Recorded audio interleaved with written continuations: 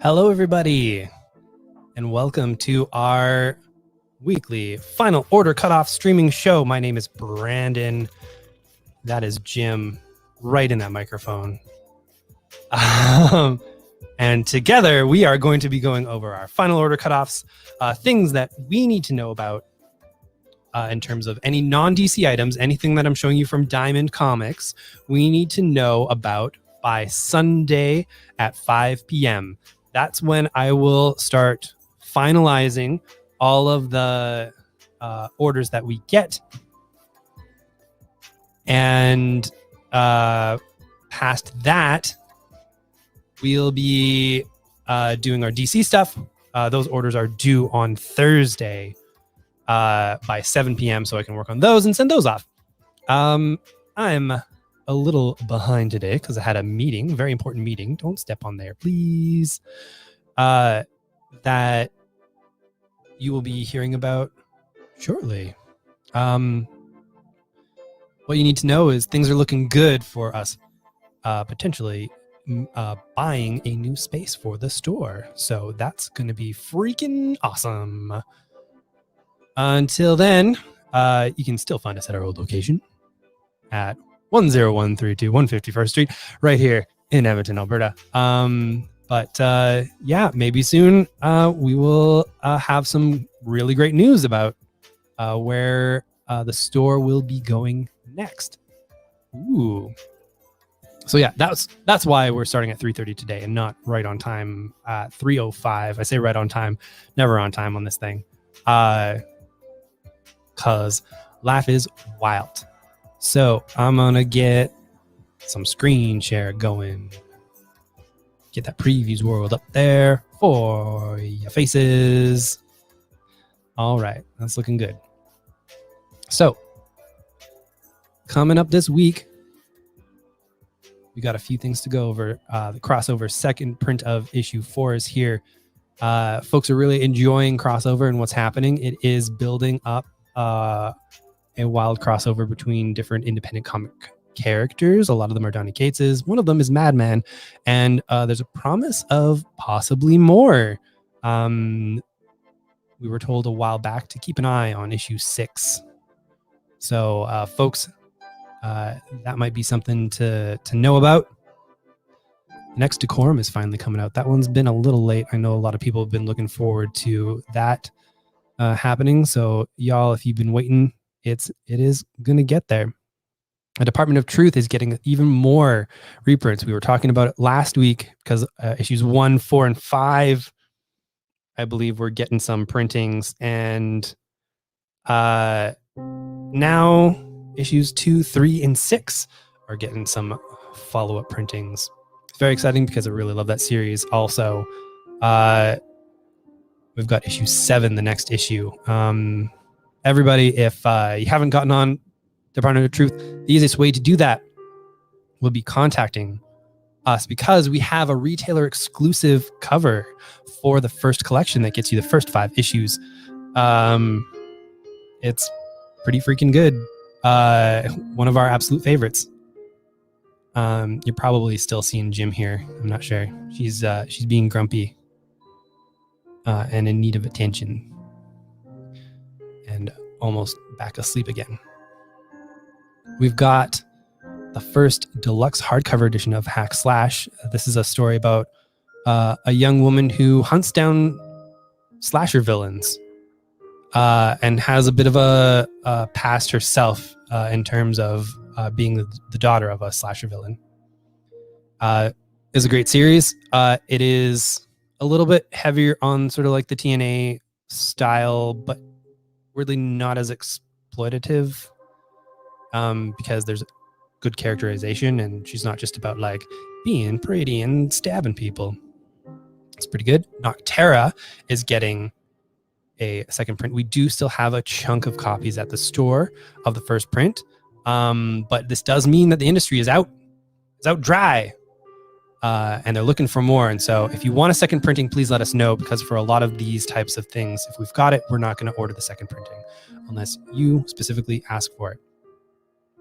Second volume of Norway, one of Danica's absolute favorites, is coming out. This I think we talked about this one last year, but basically it's a really great high fantasy all ages book, dealing a lot with sort of Viking lore and a bunch of that stuff. Super good. Shadecraft #1. You might have heard about this because I believe Netflix has optioned it for a series from co-written by Joe Henderson, who is the showrunner of Lucifer right now. They also have these creators also have Skyward together that is moving forward at Amazon. So very busy. This story, Zadie Lou is afraid of her own shadow. She's a teenager, so she really should have grown out of it by now, right? But something weird is happening in her small town. Zadie could swear the shadows are coming to life, watching her, trying to kill her. But how do you fight something that you can't even touch? And how does this all tie in with her family of all things? And then it says, from the creative team that brought to you Skyward, join Zadie Lou as she ventures into the shadows to face her fears and discovers a legacy that she never knew she had. And they give us a little pitch too, which is really nice. The dark tones of Demon Slayer and Something is Killing the Children meets a cast of contemporary teen characters, not unlike Veronica Fish and Kelly Thompson's Sabrina the Teenage Witch series, which is a really great all young adult Sabrina series. Second print of Two Moons coming out for folks who missed it. We are out of first copies of this one. This is a Confederate era indigenous story that brings in a lot of indigenous mythology and is co-created by one of the main driving forces behind Mike Mignola's BPRD. He used to write a lot of that before he up and quit. Baby. Saddle Justice. The EC archives have been reprinting a lot of the old classic EC books before the Comics Code came in and pretty much shut down most of EC, not all of EC. And this is one of their Western books that they're collecting finally. A lot of big collections this time from Dark Horse, including, well, this isn't a collection, but we've got the Dragon Age Dark Fortress, a new Dragon Age story by regular Dragon Age comics team Nunzio De Phillips and Christina Weir, with art from Fernando Hines Furukawa. These have been wonderful. If you're into Dragon Age at all, they tie in really well. As it says here, deep within enemy territory, the warrior legend Fenrir and a fearless team of Inquisition agents prepare to assault a fortress said to be unbreakable in a bid to prevent the unthinkable from being unleashed. Everyone is Tulips is a book that we're fairly excited for, written by Dave Baker, art by Nicole Gu.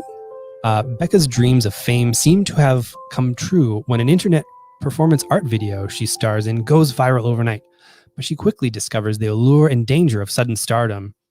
From the creative team of, I'm gonna say this out loud, not PG for a quick second, from the creative team of F.O.C Squad comes a psychological exploration of the modern media frontier and the unique pitfalls that come with internet fame. The F.O.C Squad was one of our favorites. It's basically like a group of young adults who could give a heck. Simone is asking, any knowledge on Granville? Yes, Granville, absolutely. So this is a collection of all of the Granville stories that have come out from Brian Talbot.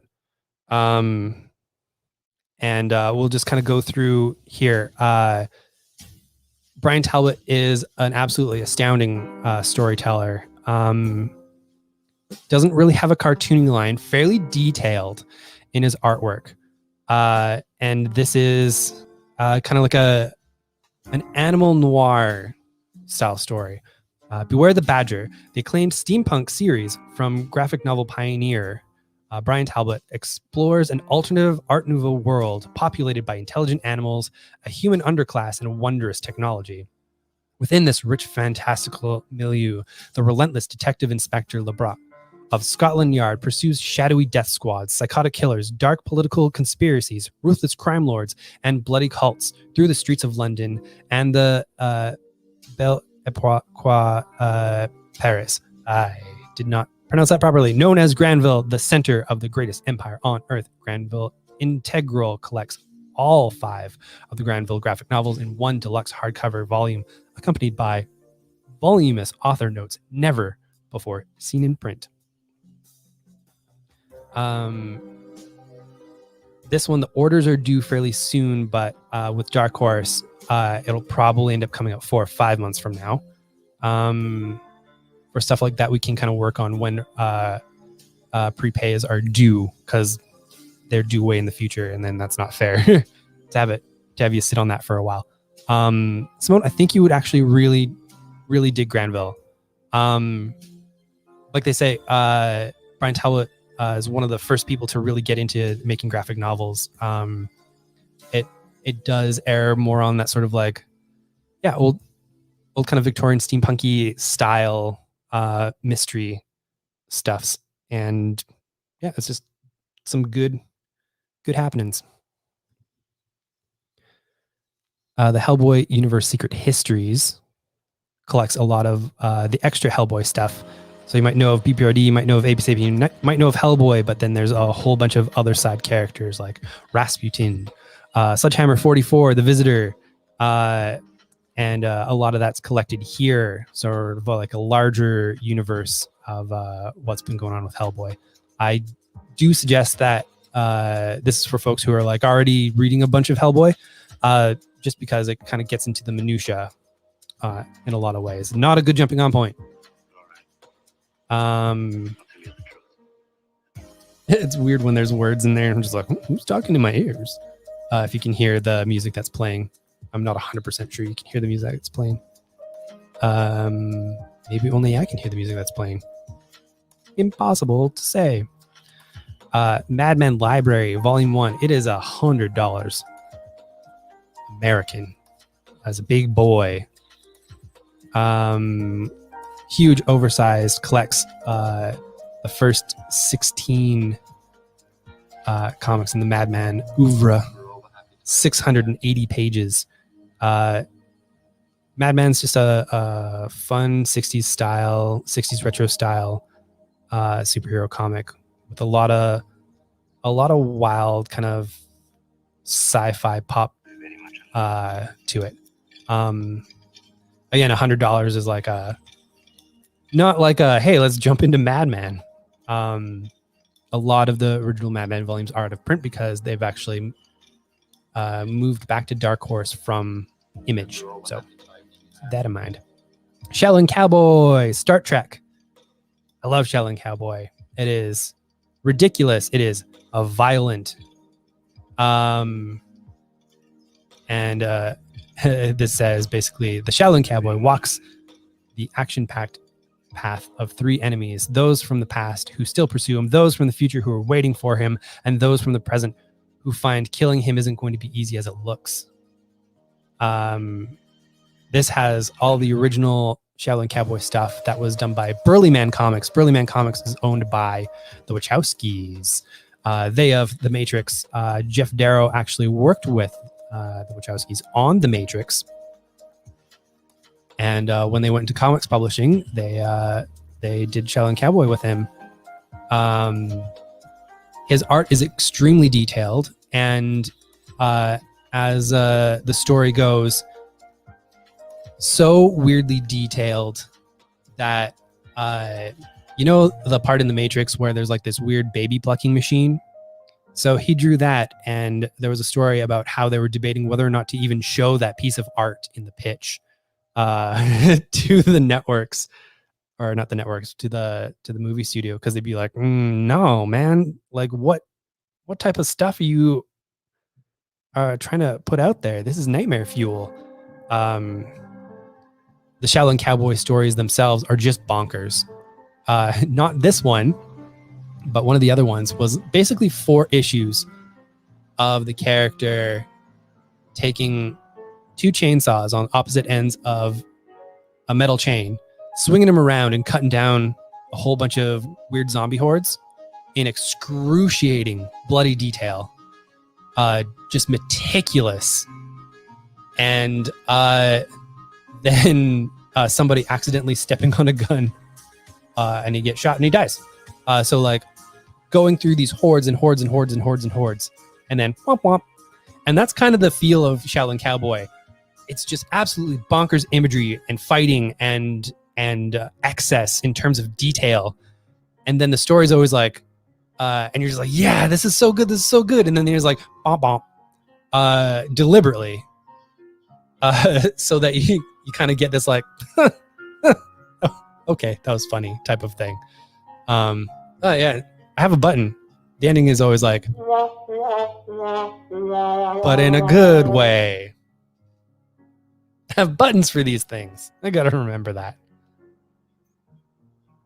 IDW, what you got for us? There's the first volume of G.I. Joe World on Fire. It's a world where Cobra has taken over and the G.I. Joes are fighting from below. And a really good story. Marvel Action Origins number 2. Each one of Marvel Action Origins has 2 different origin stories for all ages. The last one had Spider-Man and Thanos, sold really well for us. This one has Captain Marvel and the Green Goblin. So very interesting for there. That's probably the first cover is going to be Captain Marvel when they get that picture up. What else we got? A lot of people interested in this amazing Spider-Man Michelini McFarlane Omnibus. Folks going bonkers about wanting that. Thank you all for letting us know that you want that, because it helps our orders. I know omnibuses are a fair ways out in terms of when we need to know information, but it's always appreciated, especially with print runs these days being so tight as they are. Avengers Curse of the Man-Thing features the Marvel premiere writing styles of Steve Orlando. Swamp Thing's going to be going through a few different characters. I believe there's an upcoming Spider-Man story and one other. It'll be a bit of a trilogy here. And it says here, critically acclaimed writer Steve Orlando makes his Marvel debut with a blockbuster celebration of Man-Thing's 50th anniversary. For decades, the Man-Thing has haunted the Florida Everglades. Now a new enemy has hijacked his body on a quest to take his incendiary abilities global. We wake to fear as gargantuan monolith menaces menace cities worldwide, with only the Avengers standing between the population on Earth and a planet-wide inferno. Can they save Man-Thing in time to douse the fires? And does the man inside the thing, Ted Sallis, even want to be saved? Introducing a new sensational villain named the Harrower. So, folks, looking out there for first appearances, definitely keep this one in mind. I know there's a few folks out there who like chasing those down, and that is a good thing to be aware of. Coming out here, new Beta Ray Bill series is happening with Daniel Warren Johnson on writing and art duties. Daniel Warren Johnson, you might know him from me trying to put Extremity in everyone's hands, or Murder Falcon. Murder Falcon is the story about a super powered falcon creature that gets only more powerful and fights even harder, as long as somebody is shredding some sweet licks for him to jam to. It's a wild book. Extremity is basically what Mad Max would be like if it was done by Studio Ghibli. Absolutely amazing, astounding work with insane detail. He also did Wonder Woman Dead Earth, which is apocalyptic future of Wonder Woman fighting kaijus. And the end of that, the weapon that she gets at the end of that story is absolutely bonkers and has to be seen to be believed. It is probably the wildest thing I've ever read in comics. Absolutely. He is working on this Beta Ray Bill comic book. The second most famous wielder of Mjolnir, the right-hand man to the God of Thunder, and now a warrior without his best weapon.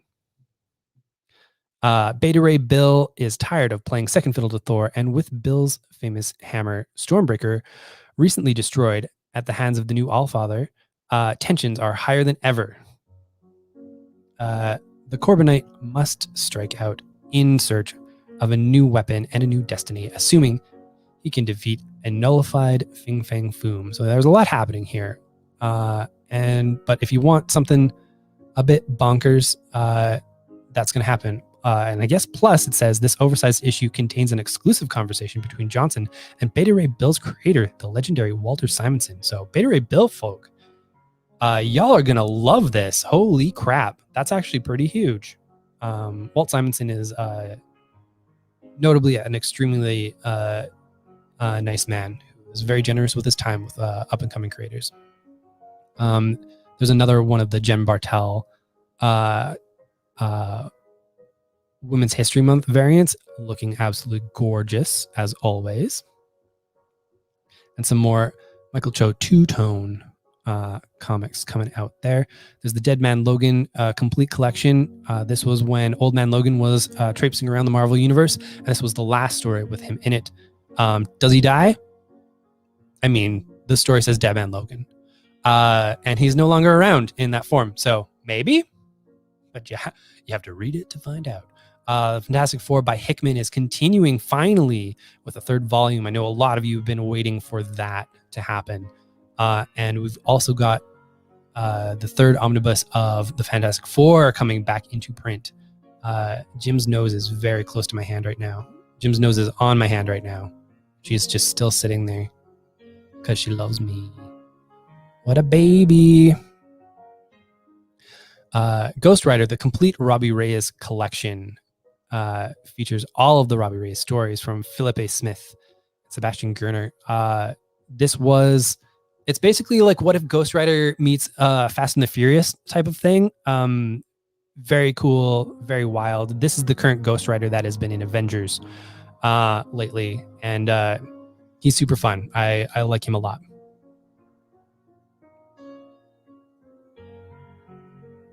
We also have a King in Black Ghost Rider one-shot to be aware of. This also has a Jen Bartel cover for the new Ghost Rider, the newest Ghost Rider that actually debuted just last year. So that is awesome sauce. Ooh, and a Loki Omnibus coming out featuring all them original stories about Loki. So if you're reading Thor and you're like, this basic doink, don't worry. You can cut out all that basicness with just going with pansexual disaster man Loki. Now, some of these that they include are new printings. So this Scarlet Witch collection just came out and went out of print almost immediately because of the demand from the TV show. Fantastic ending. Not going to spoil it here. We'll be talking about it probably on Thursday's show, maybe a little bit on Tuesday's show. But we'll be popping up that good old spoilers banner because y'all want to talk about it and we want to talk about it too. But this is a complete collection of stories. They were all one-off stories that kind of built upon each other, and with different artists for each story. It's a beautiful book. The covers were all done by David Aha, which you're seeing here. And yeah, good stuffs. What else we got? Silk is back, and we like her. Cindy Moon. Danica was actually talking about this character on our Best of show yesterday. And basically, this came out during a period of time when Marvel event was it? That's going to bug me. Original Sins. Where a lot of characters' secret pasts were being revealed. One of them was that Peter Parker wasn't the only person that got bit by that radioactive spider. Cindy also got bit by a radioactive spider and then was basically kept away from the world and reemerged into it, looking to be a superhero. She works for, or it says, by day, Cindy Moon is an intrepid reporter for the upstart new media empire threats and menaces under her old boss, J. Jonah Jameson. By night, she's Silk, crime-fighting superhero. But those worlds are about to collide as an investigation into a series of gangland murders puts Silk and everyone she loves in danger. Who is this powerful new player in New York's underworld? Where does she come from, and what is she doing with that strange cat demon? Hey, there's more stuff for Danica's. It will take all of Cindy's prowess as a reporter and a hero to find answers and stay alive. Written by Marjorie Gu, who wrote I Believe in a Thing Called Love, prose book, and drawn by Takeshi Miyazawa, who has done Runaways, Ghost Spider, and one of my personal favorites, Spider-Man Loves Mary Jane, a beautiful all ages comic for folks looking for a bit of a more romantic angle to their superheroics. So that's going to be a really good miniseries to kick off there. And also we've got Spider-Man Miles Morales Volume 1 coming back into print, and Squadron Supreme coming back into print. Now Squadron Supreme are coming back in the main Marvel universe. Star Wars High Republic is getting some more printings. These are very, very popular. We still do have first printings of number 2, number 3. So if you want the third printing of number 2, the second printing of number 3, let us know. The Star Wars Rise of Kylo Ren graphic novel is coming back into print too. This has been a big seller for us. If you ever want to know about Kylo Ren's backstory as a beefy sad boy, y'all can find out about that there.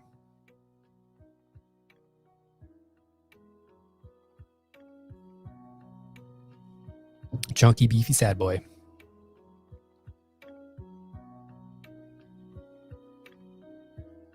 I think this one might be one of the final Bartel covers, featuring Emma Frost. Absolutely gorgeous.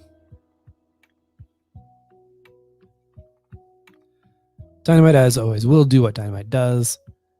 It shows you a little bit of the covers that they have coming out. There are, in fact, probably 20.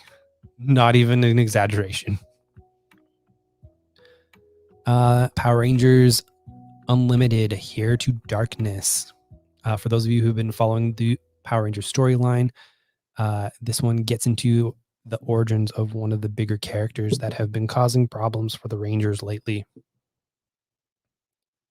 Play more music. Play more music. Astromina is one of the most powerful popular Power Rangers villains ever, and her true origin is revealed for the first time in one shot, directly connected to the events of Mighty Morphin and Power Rangers. Before she became a Power Ranger, a young girl named Caron was kidnapped by bounty hunters and brainwashed into the assassin known as Astronema by two of the greatest threats in the galaxy, Dark Spectre and Ecliptor. But what is Dark Spectre's true plan, and what does it mean for the new Mighty Morphin and Power Rangers teams? You know what? I believe this is a character that a lot of friends have been saying there's one series that I need to watch, and I always keep forgetting to watch it. But they talk about this one character who has essentially been brainwashed, and it's a really sad story. And they're just like, it is the Power Rangers series to watch.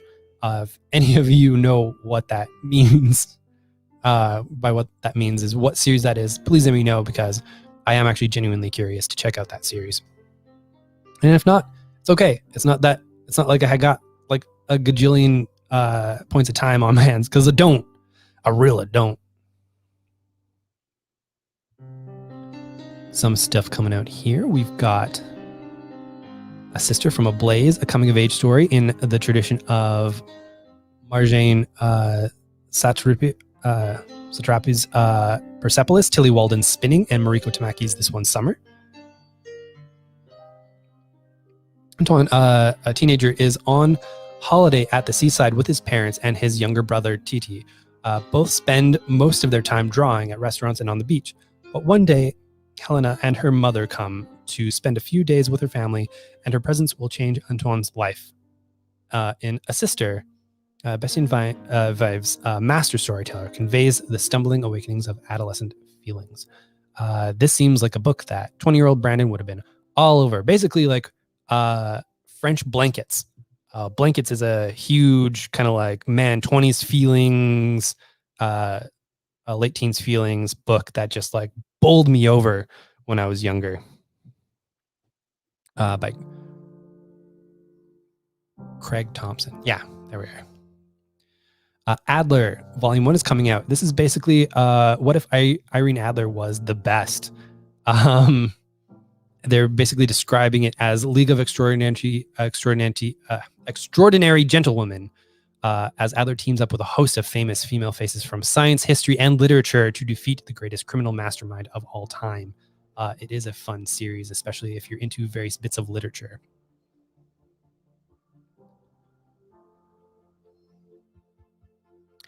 Electric Sentry is something to keep a big eye on from Mikey Way and Sean Simon. You might know Mikey as Gerard Way's brother and I believe co-member of My Chemical Romance. And Sean Simon is a frequent collaborator of Gerard Way's in comics. Toby Cypress is one of my favorite artists. So this story has a built-in audience of those folk. Johnny Ashford, former sitcom star, drives drunk through a storefront and gets arrested. His aspiring actress friend bails him out, and he begins seeing a hypnotherapist. Dr. Evers sends Johnny to his happy place, 1980s Atlantic City, where he relives his childhood on the boardwalk, hardly noticing shadowy specters all around. Johnny's addiction shifts from alcohol to his hypnotic trips to the boardwalk and the Electric Sentry Casino, which satisfies his desire for fame. However, the Electric Sentry harbors a dark secret. Will Johnny be able to escape it and himself in time? Maybe. I know that we will be trying to contact a bunch of people who are getting Collapser from this writing team to see if they want this. And I know a few folks who are just going to grab this regardless because it's got creative teams that they want. Gotta wants it.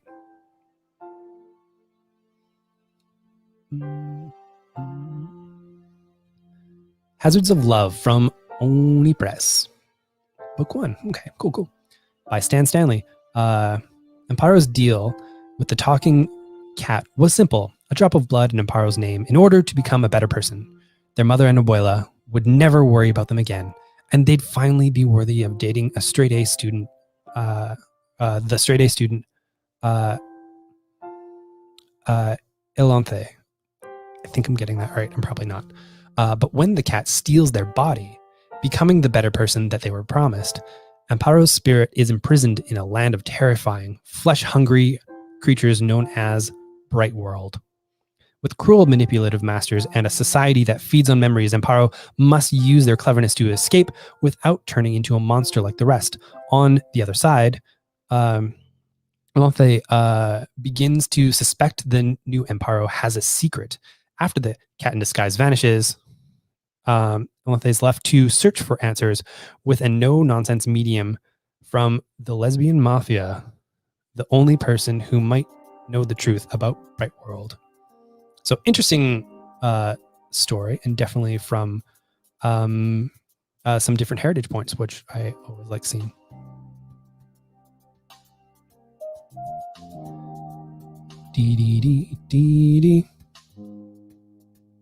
There's number 1. Miranda in the Maelstrom.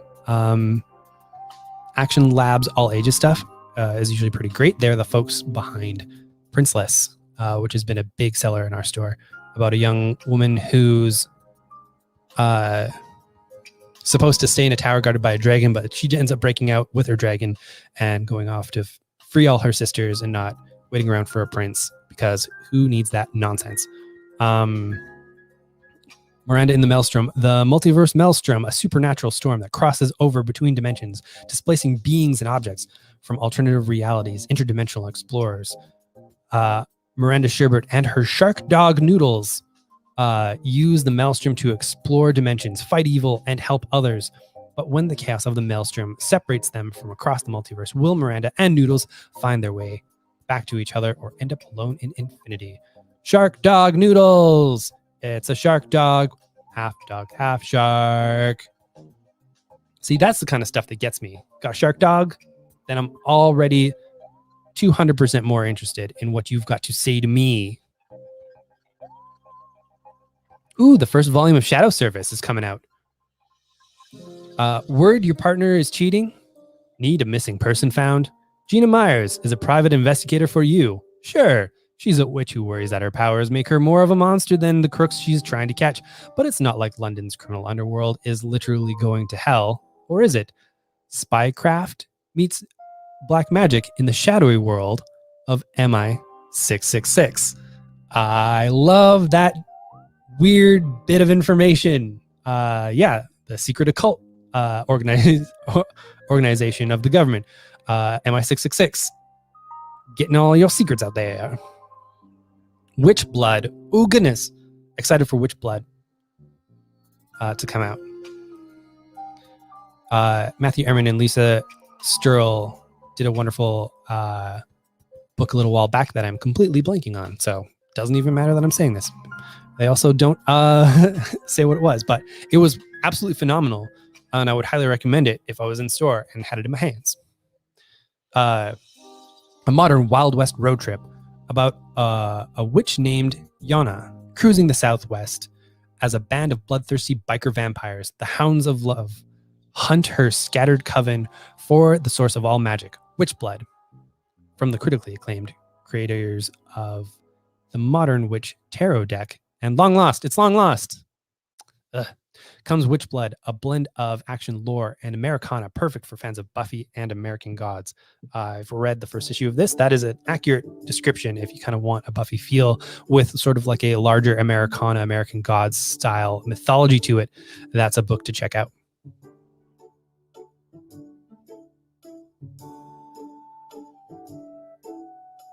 You Promised Me Death, we talked about last week.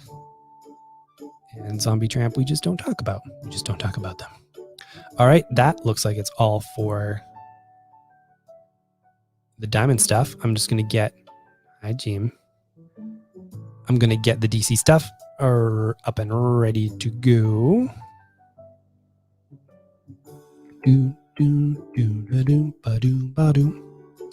So here's what we'll be looking at. In a couple of secs. What's over there? Is it a spy? Nobody knows. Maybe they're over there now. You like sitting right in front of the computer so that I can't see what I'm typing or doing, right? Cats.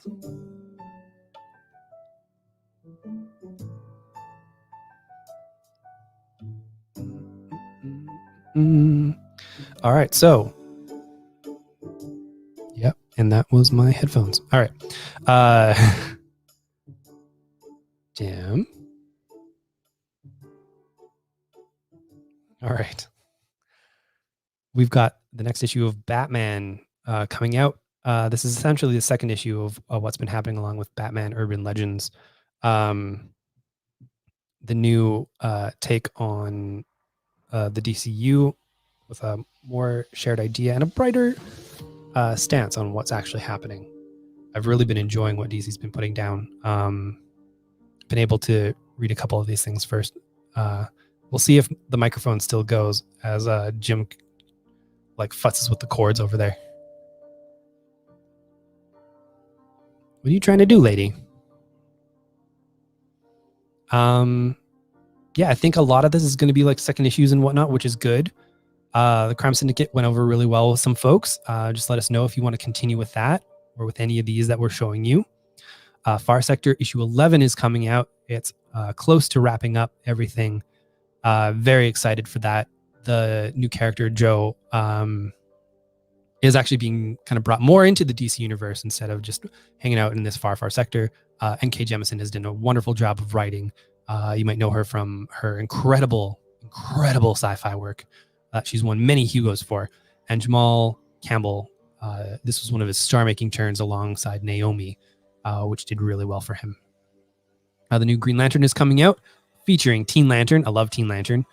As this new Green Lantern series begins, the newly formed United Planets and the Guardians of the Universe hold an intergalactic summit to decide who can best serve and protect the cosmos from danger. With the majority of Green Lanterns called back to Oa, John Stewart arrives alongside Teen Lantern Kelly Quintela, whose powerful gauntlet could be one of the most powerful and unstable weapons in the universe. With the entire landscape of the universe in flux, is this the end of the Green Lantern Corps or a new beginning?